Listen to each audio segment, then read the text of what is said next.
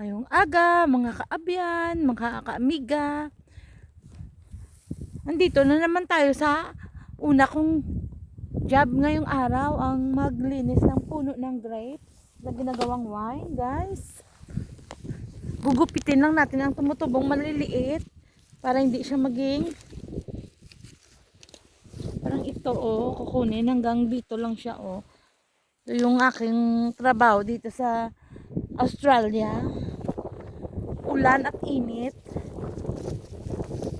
ang ating kalaban dito, guys.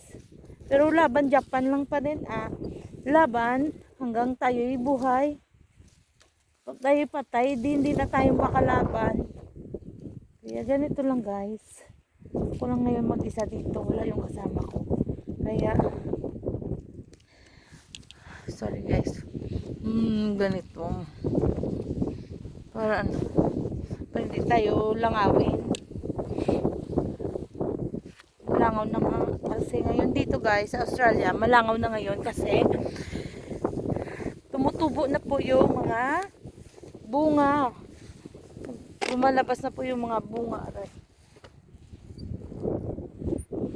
Lapad, guys, So, yan. Maganda ngayon ang panahon, guys, kasi makulimlim pero hindi uulan. Kasi pag umulan, hindi ako mag-work, guys, kasi nilalamig ako. Iba na talaga pag tumatanda na, guys. I'm 45, guys. Kayo, guys, anong ginagawa nyo sa araw-araw nyo, guys? Bukas ng umaga, magluluto ako sa farm. Ngayon kasi, hindi ako nagluto, guys, kasi umulan nung Monday, then basa yung mga crops. So, dito ako pumunta. Sayang yung mga oras. So, habang madami akong trabaho, guys, naglilinis ng bahay, nag-work sa vineyard, at saka, guys, nagluluto. Then mag-apply ako sa aged care kung saan ako nag-aral ng Certificate 3 for the individual aged care support.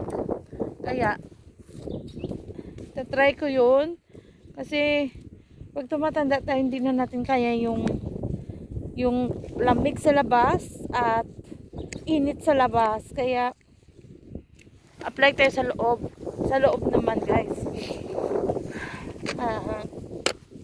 Ito yun. Kasi bakit pa lang siyang tanim, ulit lang, guys. Wala tayong cameraman. Ako lang din. Pero ayan natin siya.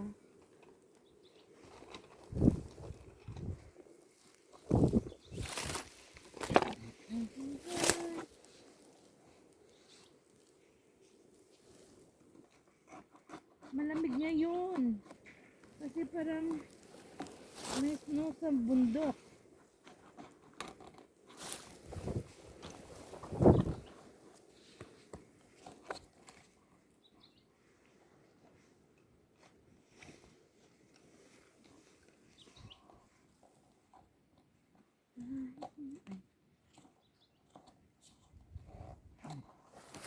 Ano siya, guys? Ganyan na siya, guys. Diba? Siya katayo. Ganyan lang. Ito yung, guys. Tapos, sana walang ahas ngayon kasi malamig. Nagtatago sila. Pero pag mainit, lumalabas sila. Pero ako ay na ganyan lang, guys,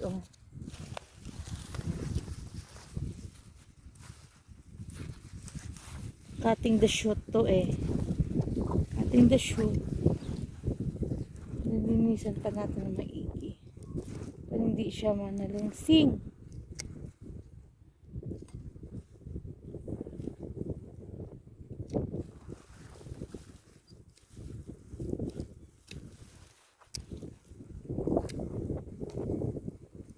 talaga guys.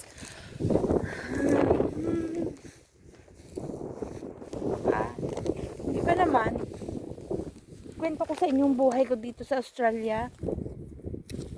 So guys, ganito. Yung asawa ko farmer, Australian siya.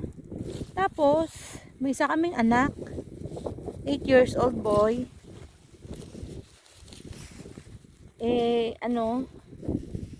Yung sa farm nila, mga sheep at saka baka. Then, dito kasi sa Australia guys, walang worker, puro machinery. Kaya kahit anong lapad ng farm nyo, kung kayo ay kumpleto sa machine, na mga pang-harvest, kayo lang. Tapos ako guys, hindi naman ako natulong doon kasi hindi talaga ako nag-try mag-drive ng tractor o something. Truck lang talaga at saka yung sa atin yung sasakyan ba sa Pilipinas. Yung parang, ano ba yung tawag? Julcab. Doon sa atin. Yun. Hindi ako nag-try kasi pag marunong ako mag-drive ng mga traktor, dito tulong lang ako sa kanila, sa farm nila, for nothing. Hindi naman ako sasahuran nun. Hindi naman kami binibigyan ng tatay niya ng sahod. Kaya ayoko nga, mas maigi pa magtrabaho ko sa iba. Kakapera pa ako.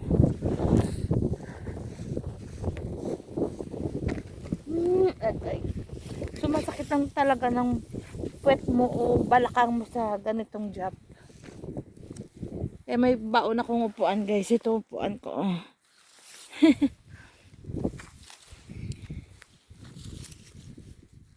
So guys, manood kayo ng aking YouTube channel, Mami Reg and Gabriel Life in Australia. At sa page ko po ay Reg. Nood po kayo. Salamat po mga kaabian, kaamiga.